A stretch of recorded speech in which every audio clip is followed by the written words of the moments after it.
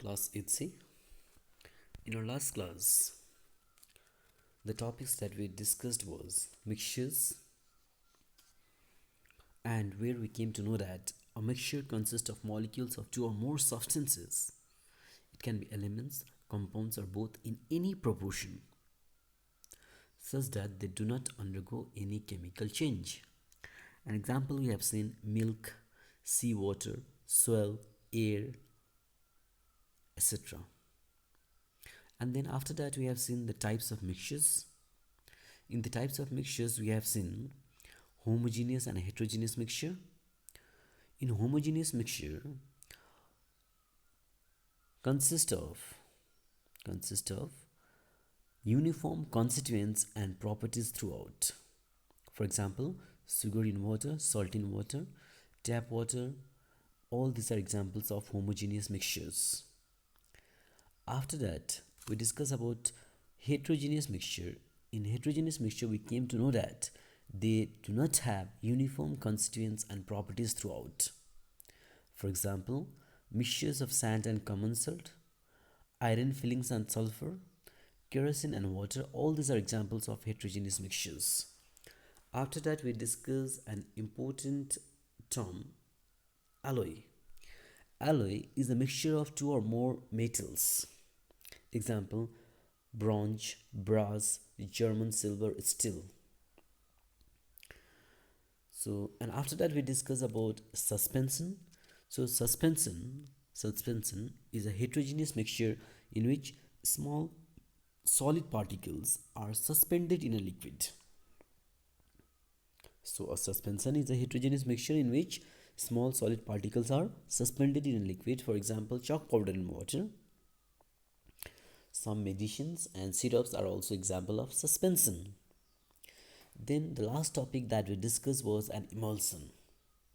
An emulsion is a heterogeneous mixture that consists of particles of one liquid dispersed in another liquid. That means a liquid solutions we call an emulsion. Example, milk, and is an emulsion. Now, today you are going to see the characteristics of mixtures. So the first characteristic is the constituents in a mixture may be present in any ratio or proportion. So in case of mixture, the ratio of the constituent ion is not fixed. It can be present in any proportion. For example, in a mixture of salt and water, the amount of salt and water is not fixed. Next, a mixture does not have any specific property of its own.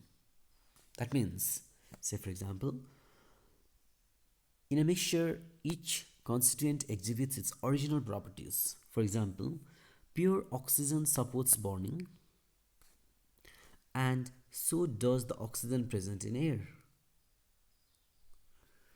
The third characteristic properties we have is a mixture does not have a fixed melting or boiling point. For example, a mixture of a glass of water and 1 spoonful of salt will have a different boiling point from a mixture of the same amount of water with 5 spoonfuls of salt. That means a mixture does not have a fixed melting or boiling point. If the amount of the constituents that you're adding is different, so it will have a different boiling point. The last one, the constituents of a mixture can be separated by simple physical means. For example, salt can be separated from iron dust by using a magnet, because magnet will attract all the iron particles. So the constituents of a mixture remain chemically separate and no new substances are formed. Now we'll see the states of constituents of mixtures. That means if you mix the different substances, what will be their states of matter called. The constituents of mixture can be in any of the three states: solid, liquid, or gas. So here we have got the table which shows us some mixtures and the state of their constituents. Say, for example, sand and chalk powder, rice and chaff. This is a solid mixture. Sand is also solid, chalk powder is also solid. So the state of constituent is solid. Similarly, salt and water, chalk powder and water. This is solid liquid. Oil and water, alcohol and water. This is liquid. Soda, aerated drinks, oxygen in water. This is liquid gas states of constituents. Air, oxygen, carbon dioxide, nitrogen. This is gas. And smoke, soot particles and air. This is a solid gas. So these are the different states of constituents of mixtures where we can find. Next, what is the reason behind the separation of mixtures, or why the separation of mixture is done? A mixture is separated for the following purposes. Number one, to remove a harmful or undesirable component.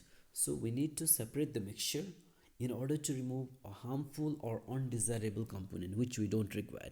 For example, undesirable substances such as oils, sand, clay, salt, and microorganisms such as bacteria, fungi, algae are often present in water.